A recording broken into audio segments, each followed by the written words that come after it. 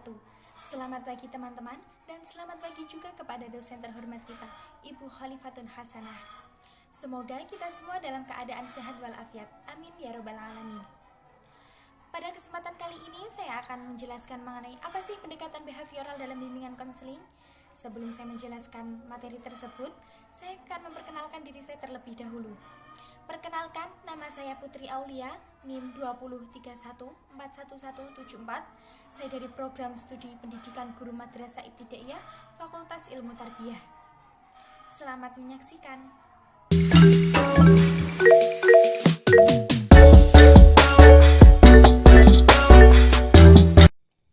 Sebelum saya memberikan penjelasan, saya akan memberikan kata-kata motivasi agar kita semangat untuk belajar.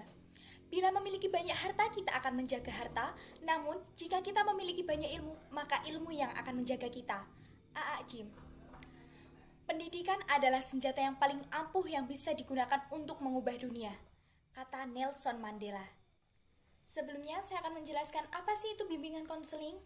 Bimbingan konseling adalah proses interaksi antara seorang konselor dengan konseling, baik secara langsung maupun tidak langsung, dalam rangka untuk membantu konseli agar dapat mengembangkan potensi dirinya ataupun memecahkan permasalahan yang dialaminya.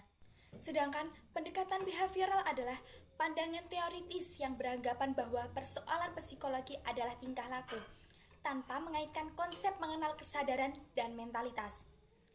Lalu, apa sih itu konseling behavioral? Konseling behavioral adalah konseling yang diberikan seorang konselor kepada seorang konseling menggunakan pendekatan tingkah laku atau biasa disebut dengan behavior dalam memecahkan masalah yang dihadapi serta penentu arah kehidupan yang ingin dicapai oleh seorang konseling. Adapun karakter konseling behavioral dibagi menjadi 4, yaitu yang pertama, manusia mempunyai potensi untuk bertingkah laku baik atau buruk berdasarkan bekal keturunan dan lingkungan atau biasa disebut dengan navitisme dan empirisme. Terbentuk pola-pola tingkah laku yang menjadi ciri khas kepribadian. Yang kedua, manusia mampu berefleksi atas tingkah lakunya sendiri, menangkap apa yang dilakukan dan mengatur serta mengontrol perilakunya. Yang ketiga, manusia mampu untuk memperoleh dan membentuk sendiri pola-pola tingkah laku yang baru melalui proses belajar. Yang keempat, manusia dapat mempengaruhi perilaku orang lain dan dirinya dipengaruhi oleh perilaku orang lain. Selain itu, adapun tujuan pendekatan behavioral dibagi menjadi 4. Yang pertama, untuk memodifikasi tingkah laku yang tidak diinginkan atau maladaptif sehingga menekankan pada pembiasaan tingkah laku positif atau adaptif. Yang kedua, mengubah dan menghapus perilaku yang buruk dengan menggunakan cara belajar yang baru yang lebih sesuai dan dikehendaki. Yang ketiga, membentuk sikap asertif atau merubah perilaku klien menjadi yang lebih baik melalui penguatan perilaku dan melemahkan atau merubah perilaku yang tidak baik. Yang selanjutnya yaitu teknik pendekatan behavioral. Yang pertama, latihan asertif, yaitu digunakan untuk melatih klien yang mengalami kesulitan untuk menyatakan bahwa tindakannya benar atau salah. Yang kedua, desensitisasi sistematis, yaitu teknik yang memfokuskan bantuan untuk menenangkan klien dari ketegangan yang dialami dengan cara mengajarkan klien untuk rileks. Yang ketiga, pengkondisian aversi, yaitu teknik yang digunakan untuk menghilangkan kebiasaan buruk. Yang keempat, shaping, yaitu teknik yang digunakan dengan cara mempelajari tingkah laku secara bertahap. Yang kelima, teknik modeling, yaitu digunakan untuk membentuk tingkah laku baru pada klien dan memperkuat tingkah laku yang sudah dibentuk. Selanjutnya yaitu langkah-langkah pendekatan behavioral. Yang pertama, assessment, bertujuan untuk menentukan apa yang dilakukan oleh konseling saat ini. Yang kedua, goal setting, merumuskan masalah dalam konseling. Pada langkah assessment sudah ditentukan tujuan yang ingin dicapai. Yang ketiga, teknik implementation, yaitu menentukan teknik yang akan dilakukan dalam pelaksanaan konseling behavioral dalam rangka mencapai perubahan. Yang keempat, evaluasi dan mengakhiri konseling, menilai kegiatan yang sudah dilakukan.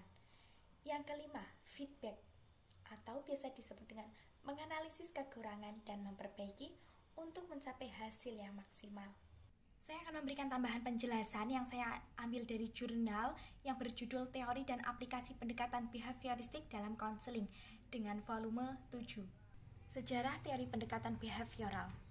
Stephen J. Lin dan John Baggerscape 1985 menyebutkan di kalangan konselor, teori dan pendekatan behavior disebut sebagai modifikasi perilaku dan terapi perilaku.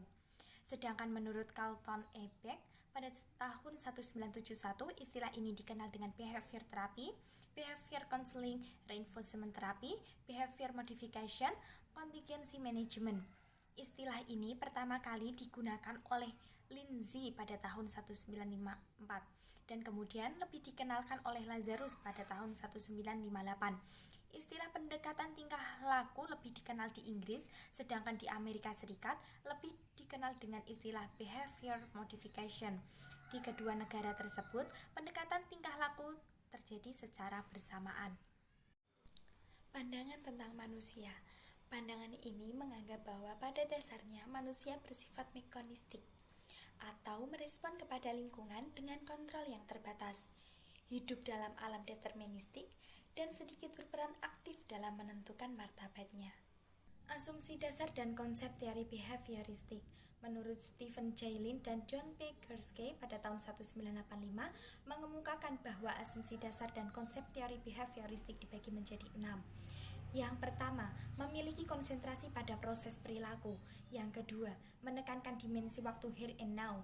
Yang ketiga, manusia berada dalam perilaku maladaptif. Yang keempat, proses belajar merupakan cara efektif untuk mengubah perilaku maladaptif. Yang kelima, melakukan penetapan tujuan pengubahan perilaku. Yang keenam, menekankan nilai secara empiris dan didukung dengan berbagai teknik dan metode. Sedangkan konsep teori behavioristik dikemukakan oleh Carey pada tahun 2005, terdapat 4 konsep. Yang pertama, classical conditioning, yaitu usaha mendapatkan perilaku organisme seperti sentakan. Yang kedua, operant conditioning, yaitu perilaku belajar yang dipengaruhi oleh adanya penguatan positif atau negatif. Yang ketiga, social learning theory, yaitu interaksi timbal balik antara lingkungan, faktor personal, dan faktor perilaku individual. Yang keempat, cognitive behavior, yaitu representasi dari perilaku kontemporer. Kesimpulannya yaitu konseling behavioral merupakan proses konseling yang diberikan konselor kepada seorang konseling menggunakan pendekatan tingkah laku dalam memecahkan masalah yang dihadapi dan sebagai penentu arah kehidupan. Ada pula tujuan dari pendekatan behavioral. Yang pertama, untuk memodifikasi tingkah laku yang tidak diinginkan. Yang kedua, untuk mengubah dan menghapus perilaku buruk. Yang ketiga, untuk membentuk sikap asertif.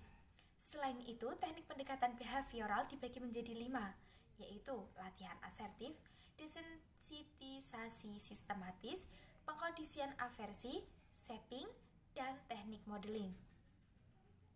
Langkah-langkah pendekatan behavioral yaitu yang pertama, assessment, yang kedua, goal setting, yang ketiga, teknik implementation, yang keempat, evaluasi dan mengakhiri konseling, yang kelima adalah feedback. Sekian materi yang dapat saya sampaikan, semoga ilmu yang saya berikan bermanfaat dan dapat menambah pengetahuan kita tentang pendekatan behavioral dalam bimbingan konseling. Bila ada salah kata saya mohon maaf. Wassalamualaikum warahmatullahi wabarakatuh.